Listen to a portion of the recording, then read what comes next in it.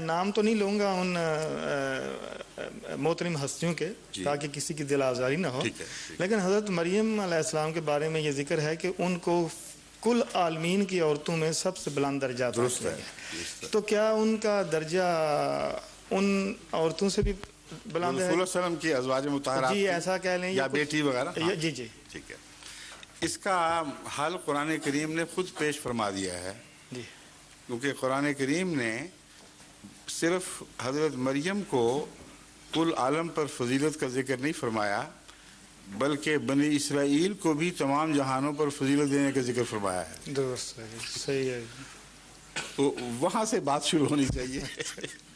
حضرت مریم تو بہت ہی نیک بیوی تھیں، غیر معمولی مراتب کی خاتون تھیں، ان کو کہنا تو اتنا تعجب انگیز نہیں، کیا ہر بنی اسرائیلی کو تمام امت محمدیہ پر فضیلت ہے اگر عالمین کا معنی وہ کیا جائے جی جی جو عام لوگ کرتے ہیں؟